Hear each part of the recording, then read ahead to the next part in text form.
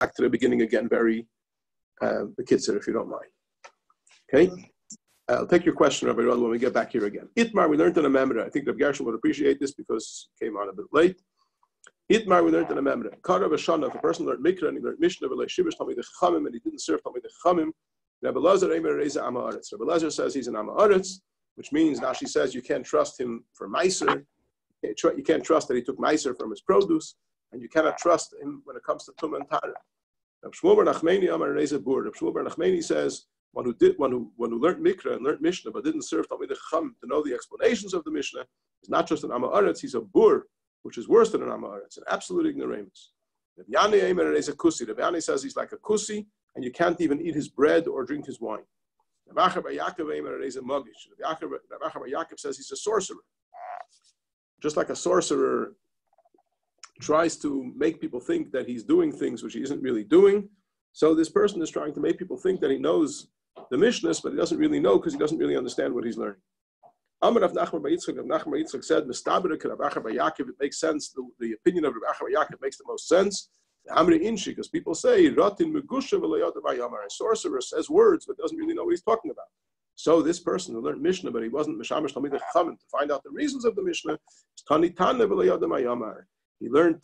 He says the words of the Mishnah, but he doesn't really know what he's talking about. Tana Rabbanan, the Rabbanan learned Nabraisa. Ezu Amma Aretz, who's an Amma Aretz that you can't trust for Maisrus or for Tuma and Tara. Kol shein akeda Krishma Shachris v'Arbas v'Brichasel. One who doesn't learn Krishma morning and evening with its brachas. Tivrei the Meir. This is the opinion of the Meir. Chachamim say Kol shein amaniach tefillin. One who doesn't put on tefillin is considered an Amma Aretz. And Azay Emer Kol shein leitzitzis bebigdim. And Azay says one who doesn't have tzitzis on his garments. Yenis and Bar Yosef, Amar Yenis and Bar Yosef said Kol sheyesh lebanim megadol l'matayra. One who has children but doesn't raise them to learn Torah. Acherim say afilu keira v'sheina v'leishimish Talmidei Chachamim. Even one who learns Mikra and he learns Mishnah, but he's not Mishamish Talmidei Chachamim to find out the reasons of the Mishnah. Zeu Amma Aretz. He's considered an Amma Aretz. Kara v'leishana. If he learned only Mikra, he didn't learn Mishnah. Didn't even learn Mishnah. Reza Bur. Then not only is he an Amma Aretz, he's worse than an Amma Aretz. He's called a Bur. Like Kara v'leishana. If he didn't learn not Mikra and not Mishnah. Allah Akasav Eimer, but him the pasuk says was an Aitias Beis Yisrael, as Beis Yehuda, Zera Adam, Zera Behema will sow the house of Yisrael and the house of Yehuda, seed of man and the seed of animal, meaning that he is like mamish like an animal. We'll go further now. Pasuk says in Mishlei, my apologies to those who have to hear that twice. Pasuk says, Chazar is always good, right? Pasuk says in Mishlei, Yireis Hashemu B'niyu Melech, fear Hashem, my son, and the king. V'im shoinim al tis'arev, and don't mix with shoinim.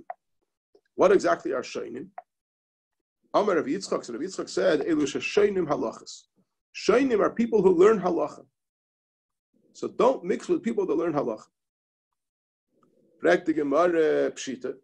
Obviously, that's what it means. What else can it mean? So the Gemara ma'od the tema shoinim bechet. You might think that it means those who repeat their sins. What does it mean to repeat their sins? Because Rav Huna, like we heard from Rav Huna, Rav Huna said,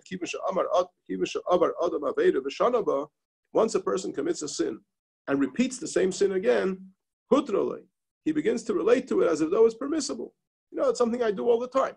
So the first time you do it, you're uncomfortable with yourself. Second time you do it, you're still a little uncomfortable with yourself. But once you've done it twice, you start treating it as a permissible act.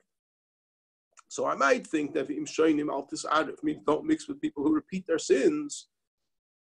So therefore he tells you that's not what Shainim means over here. Shainim means people that learn Mishnah but don't really know the reasons for what it says in the Mishnah. Because they don't know the reasons, they won't be able to apply the halachas correctly. And don't mix with them. Tana, we learned in the Braisa, Hatanoim mevalei olam. People who learn Mishnah are destroying the world. Frag the Gemara, mevalei olam salkadaitich. You want to tell me that they're destroying the world? I mean, learning Mishnah is a good thing. It's a mitzvah to learn. Says the Gemara, Salkadait, Amar Ravina answered, Shemerin halacha mitech mishnasam. We don't mean that they learn Mishnah, we mean that they paskin shailas from their knowledge of the Mishnah.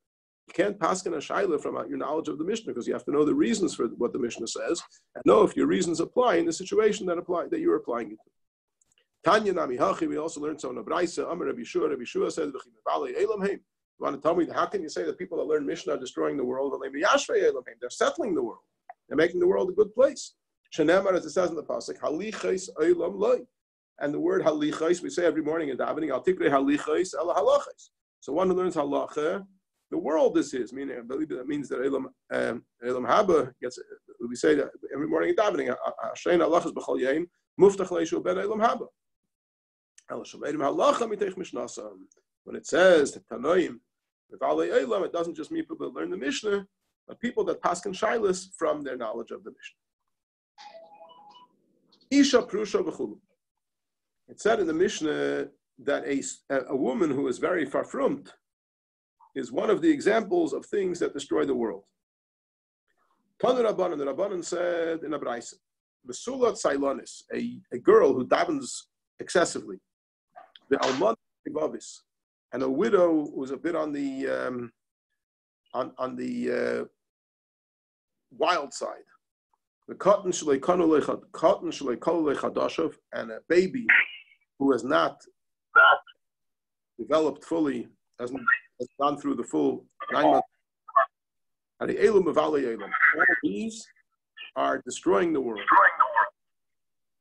Is that the case? Didn't Rabbi Yechanan say that I learned fear of sin from a girl and the importance or the place of reward for mitzvahs from a widow? Where did Rabbi Yechanan learn fear of sin from a girl? Did Rabbi Yechanan Shamalahi Psula? Rabbi Yechanan overheard. This girl, Nafla Appa, she fell on her face, Amrit, and she said, Ribeinu Shalayla, Master of the world, Barasa Gan Eden, Barasa Gehenna. I know that you created a Gan Eden, and I know you created a Gehenna. Barasa Tzadikim, Barasa Rishayim. I know you created Tzadikim, and I know you created Rishayim. But I have one request from you. Yiratzeh milfanecha, may it be your will, Shalai Yikashlu bi b'nei Adam, that I shouldn't be the cause of anyone stumbling. That I shouldn't cause anyone to sin. I know that people will sin, but I don't want to be involved. I shouldn't be the cause of anybody sinning. So that Rabbi Yechanan was very inspired by overhearing this tefillah coming from this girl, and he learned from her how important it is to fear sin. Kibul schar me'almana. Where did Rabbi Yechanan learn the significance of reward for mitzvahs from a widow?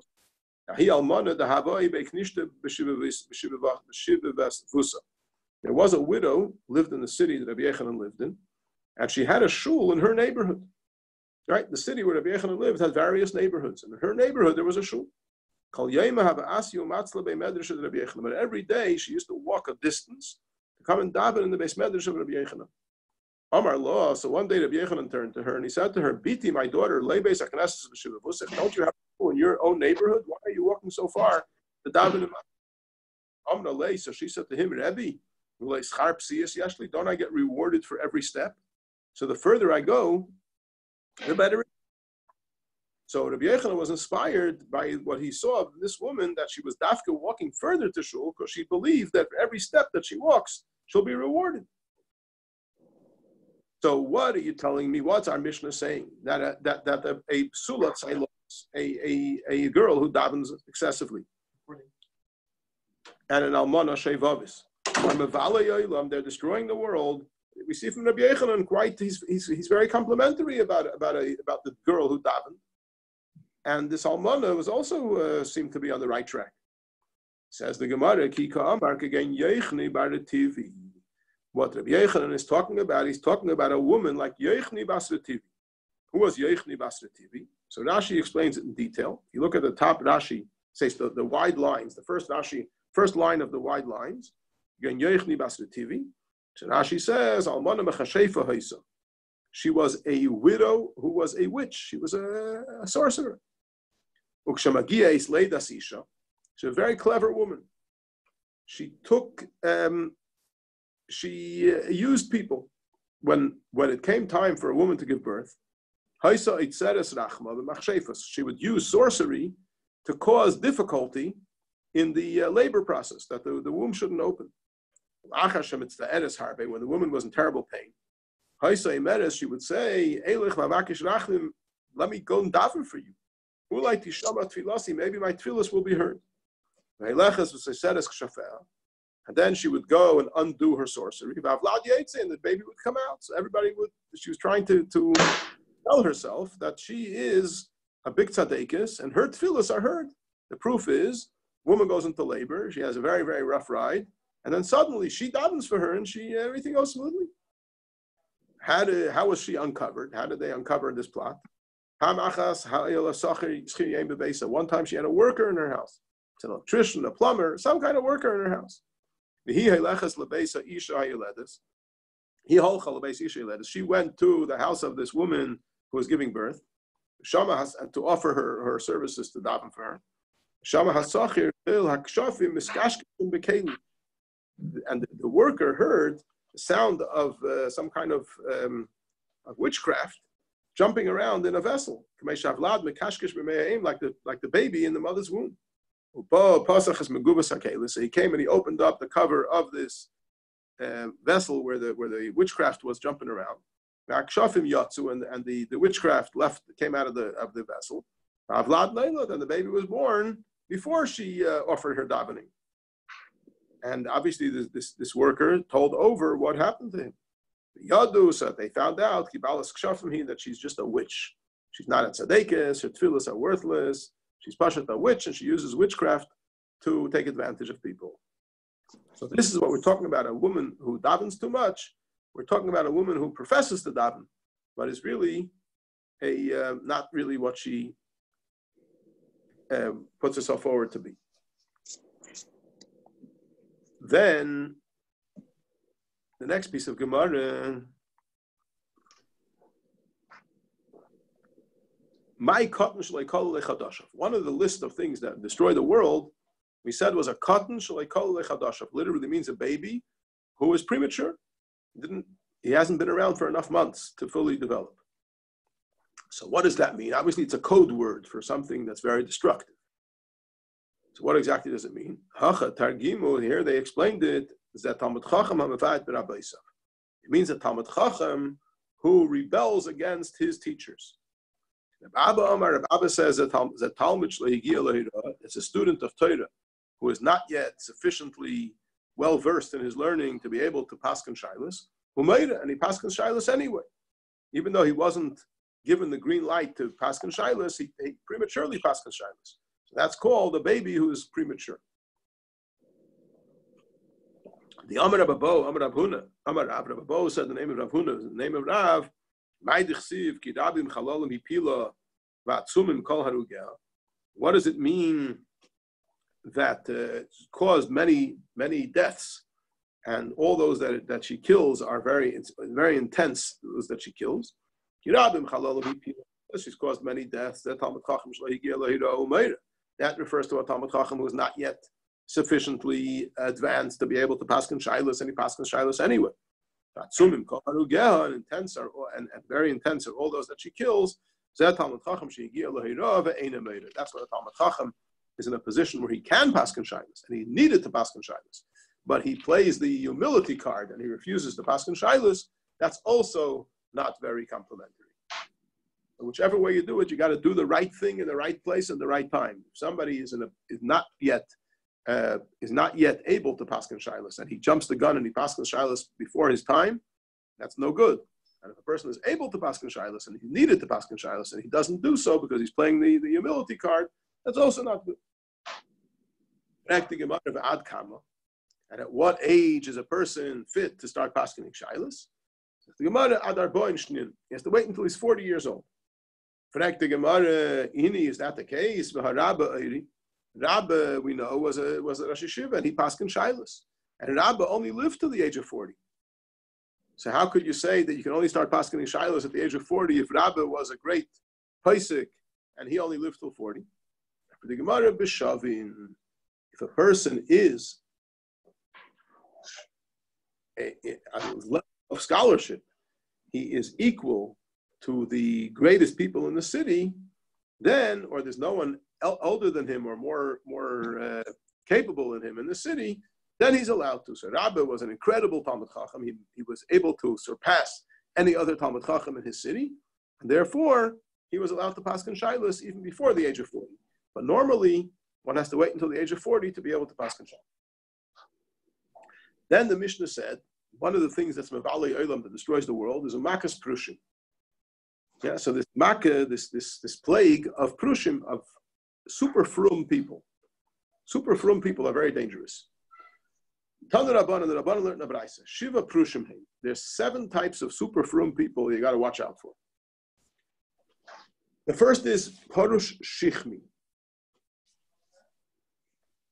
What does parush shichmi mean? We'll soon see. Parush nakfi, parush kizoi, parush meduchya, parush ma'ivasi ve'esena, parush me'ava, parush me'yu. That's the list of 7 rushim, 7 super frum people that are in a very dangerous way. Parush now is going to take each one of these 7 and explain what it is. Parush shichmi is a ha'esa ma'isa Shechem. That's the person who behaves like the people of Shechem. People of Shechem circumcised themselves, but they didn't do it for the right reasons. They didn't do it because they were interested in coming into a covenant with Hashem. They did it because Shechem convinced them, or Chamer convinced them, that it would be financially advantageous to them. They'd be able to open up a new market with the sons of Yaakov. So they did it for the wrong reasons. So a parush shichmi is a person who's super frum, but he does it for the wrong reasons. He does it to get honor from people, but not for the right reasons. Sorry, Rabbi Rodel, did you want to ask something? You have to unmute yourself. I just left a message that everyone should mute themselves because there was a bit of noise coming from someone. Okay, I'm sorry. I saw your name, but I didn't read what the message was. Okay. Parush nakfi. What does parush nakfi mean? It's a person who bangs his feet. He walks, he doesn't lift up his feet. He's trying to show his humility. He keeps his feet touching the ground the whole time, and then you walk. When your feet are touching the ground, you hit pebbles, you hit stones, and you hurt yourself. So a person who is trying to demonstrate his humility in an excessive way is called a parush nakfi. Parush kizoi. What's the third level? Parush kizoi. Amar of Nachman by Yitzchak. Nachman Yitzchak said, "Hamakis dam l'ksolim," one who lets blood to the walls. In other words, he doesn't. He closes. He wants people to think that he walks in the street with his eyes closed. So how do you get the maximum amount of publicity that you walk in the street with your eyes closed? If you bump into the walls. If you bump into the walls, the chances are you're going to hurt yourself. You're going to start bleeding. So he's letting blood to the walls. Parush meduchya. What's this 4th level? Parush meduchya. Amar Rabba Bar Shila. Rabba Bar Shila said, "The mashpa ki meduchya." He walks around bent, like a. He says, "Buchna osi kamakevis." I think it's like a grinder of some sort. Reb Gershon, what does it say over there by ki meduchya? Buchna. Pestle, which they used to make medicines. They used to. The grinder, like. The grinder, yeah. They used to. A mortar. Yeah, some type of a grinder, yeah. Amar Rabba Bar Shila, the mashpav ki meduchya. We did that already. Okay. Parush machei vasi ve'asena. The parush of what is my responsibility? What is my obligation to do it? Frak Gemara, Hamal Yusahi. For a person to continuously be asking, what am I meant to be doing, and I will do it, seems to be a virtue. Why are we making him? Why are we putting him in the category of people that are not doing the right thing? Ella, rather it means the Amar Machevasi Suva Esena. He says, what more can I do? You just tell me what more. I'm Mr. Perfect. I'm doing everything right. If there's anything that you want me to do more, just let me know and I'll do it. So the kind of person who is so boastful and thinks so highly of himself, you got to watch out for him. He's a troublemaker. Parush me'ava, parush me'yira. One who is frum out of love or frum out of fear. So the assumption is that what this means is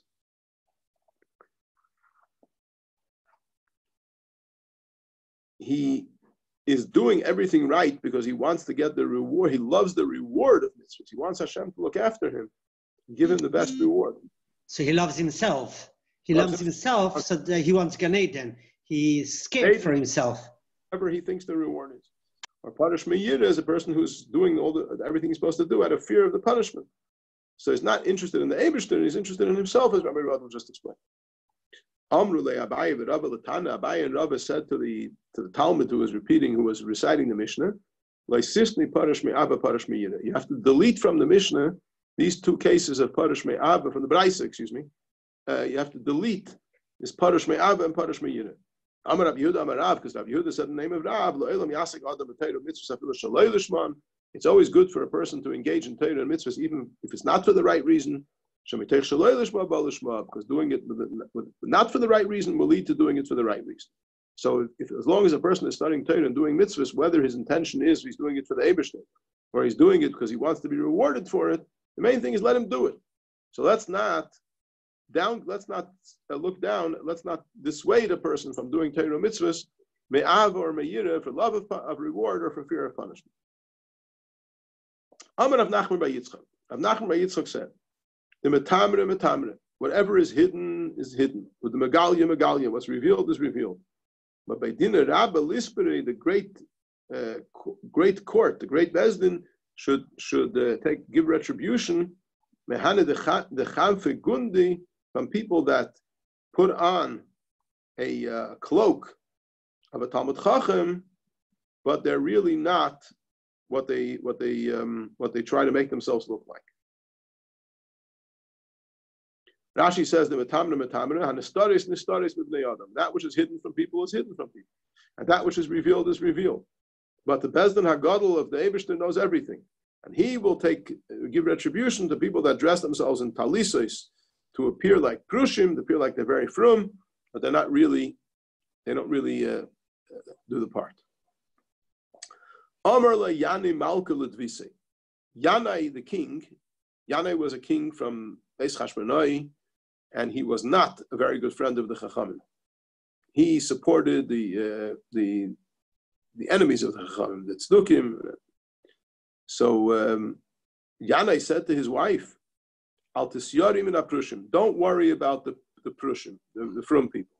They're not going to harm you. And don't worry about the people that are not frum, because they're my friends.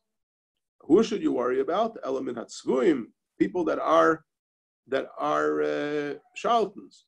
Shadoimim leprushim, they make themselves look like they're frum, but they're really not. Shemaseim kamaise Zimri, they behave like Zimri, the one who brought the shiksa to Moshe Rabbeinu and said it's permissible or not permissible. And they want to be rewarded like Pinchas. So those are the people you really got to watch out for. Next Mishnah. Reb Shimon Amar. Reb Shimon says, Ein schus teile b'mayim hamorim. Previous Mishnah we spoke about the concept of schus, that it's possible for a woman who is guilty to drink the waters of Soita, and because of merits that she has, the effect of the waters of Soita is delayed. Reb Shimon rejects this concept, and he says schus does not delay the bitter waters. If you think that it can work, it can delay the process,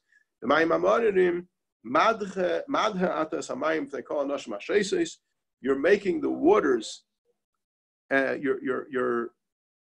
you're creating a situation where the women who drink this waters will think that it's a waste of time. It doesn't do anything, because she knows that she's guilty and she drinks the water, nothing happens to her. And he also giving out a bad name on the women who are innocent, who drank and nothing happened to them. People will say about them, saying perhaps they're guilty. It's only the schus that helped delay the process. Rabbi says that schus can help, it can work by the waters. She doesn't give birth, as it says that if she's innocent, then v'niksav and Israel Zara, she's found innocent, and she will conceive, and even if she wasn't giving birth until now, she will begin to give birth. She doesn't improve as she would if she was innocent. She deteriorates continuously. And eventually, after some time, she dies with the same death that she would have died immediately if she didn't have the schus. But she would start getting off color straight away, according to Rabbi. Yeah. Nitmes minchasa actually kitcha b'kelim. Now, what happens if before the mincha of the Sotah is sanctified in a klishares, in a vessel of service in the Beis Hamikdash, it became tummy, came in contact with something that made it tummy. So you're treated like any other mincha which such a situation would have developed, and it has to be redeemed for money, and that money is used probably to buy another mincha. But once it was sanctified in a keli, then you treat it like any other mincha to that something like this happened to. But tisarif, you have to burn it. Once it was sanctified in a klisharis, you cannot redeem it anymore. If it's invalid for offering, you burn it. The following women, their mincha needs to be burnt. If a woman admits that she was defiled, now that she admits her guilt, the whole purpose of giving her to drink the waters of Sotah is to find out whether she's guilty or innocent. But if she says, I admit my guilt, so then she is, there's no point in her drinking. So you burn her mincha. Burn it not on the Mizbeach. You burn it away from the Mizbeach, the Beis HaDeshen. Or witnesses showed up after the mincha was prepared and sanctified. Suddenly witnesses show up that say that they saw her commit adultery. They saw her guilty. So again, there's no point in drinking anymore. Even if one witness says that he saw her become defiled, she doesn't drink. How much more so if there's two witnesses? If the woman says, I refuse to drink, which we already decided before is almost like an admission of guilt. Or the husband suddenly gets cold feet and doesn't want to go ahead with the process. Or if the husband lived with her en route to the Beis Hamikdash, so this disqualifies the waters of Sotah, so there's no point in her drinking anymore, so the mincha gets burned. A woman who is married to a kohen, she herself is not necessarily a kohenes, but her husband is a kohen. So minchaysehen nisrafes. So her mincha, normally what happens is you take a fistful off the mincha, you offer the fistful on the mizbeach, and the rest is eaten by the kohenim. When a kohen brings a mincha, it says v'chol minchas kohen kolul tia lo yisayachal. Anytime a kohen brings a mincha, you completely burn it on the mizbeach and you don't eat any part of it. Here we're talking about what happens when the wife of a kohen brings a mincha. Okay, so she's not a kohenes herself; she's the wife of a kohen. So a fistful is removed from it, but the rest of it, instead of being eaten by the kohenim, is burnt. So that's another case where the mincha is burnt. Kol nesuos l'kohenim, minchaseyim nisrafes. Bas Yisrael, just a few more lines here. Bas Yisrael shenisus l'kohen minchasa nisrafes. If a daughter of a Yisrael, is married to a kohen, so it goes according to the fact that she's married to a kohen, and her mincha gets burnt. Okay, if a daughter of a kohen is married to a Yisrael, then the fact that she's a daughter of a kohen doesn't make her a kohen. The fact that she's married to a Yisrael makes her like any other Yisrael. So minchasa ne'acheles, her mincha is eaten by the kohenim. Only a fistful is offered on the mizbeach, and the rest is eaten by the kohenim. Okay, so I think we'll hold it over here by Ma'bein Kohen l'Kohenes, and Amir Hashem. Would you like us to finish the Mishnah? I don't mind. Tomorrow we're not having a shir. Tomorrow Shabbos. Really up to. Why not? Okay, I'm fine with finishing the Mishnah. Ma'bein Kohen l'Kohenes. What would be the halachic differences? Sorry. David was nodding. Is that David there? No, it's Usher Meir. Oh, okay. Ma'bein Kohen l'Kohenes. What are the halachic differences between a kohen and a kohenes? The kohenes meaning the daughter of a kohen. Minchas kohenes ne'acheles. A mincha which is offered by a kohenes, by a female kohenes, but it's the daughter of a kohen, is eaten like Yisrael's mincha. Minchas kohen ein ne'acheles, but the mincha of kohen is not eaten. The whole thing is burnt on the mizbeach. Kohenes mischaleles. A kohenes, the daughter of a kohen, can become a chalala, meaning if a kohen can have meanings on a number of levels. If a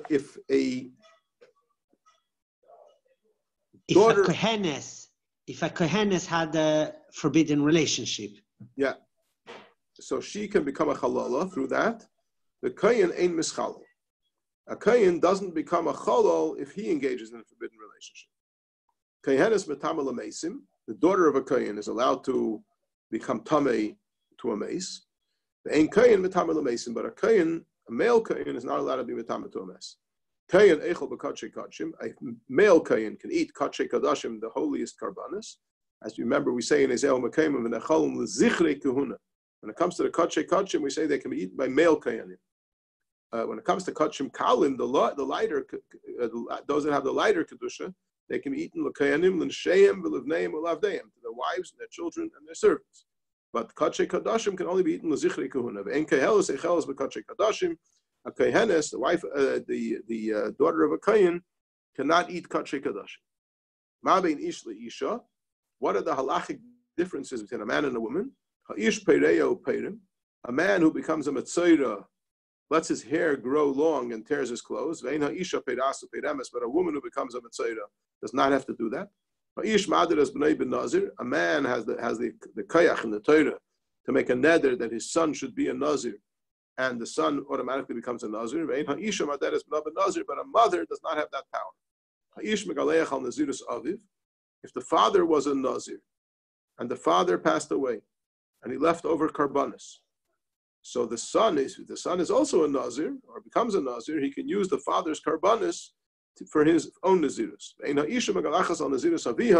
But a woman does not have that prerogative. If her father was a nazir and he died without using his karbanis, she cannot use his karbanis. A man has the power to accept kedushin for his young daughter. But a woman, a mother, does not have the power to do so. A man has the power to sell his daughter as an Amma Ibriya. A woman was not given that power. Remember, we learned a long time ago about when a person gets skila, so he's undressed.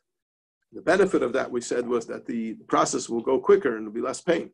But a man is stoned naked. A woman is not stoned naked. A man after he's stoned is hung. A woman is not hung. This is hung. We're talking about hanging him after he's dead. A man who steals and doesn't have money to pay back is sold as a slave. But a woman, even if she steals and she doesn't have what to pay back, there's no halacha of selling a woman into slavery for having stolen. You have to wait around until she earns more money and she'll pay up what she stole, but you don't sell her into slavery. That concludes our shir for today.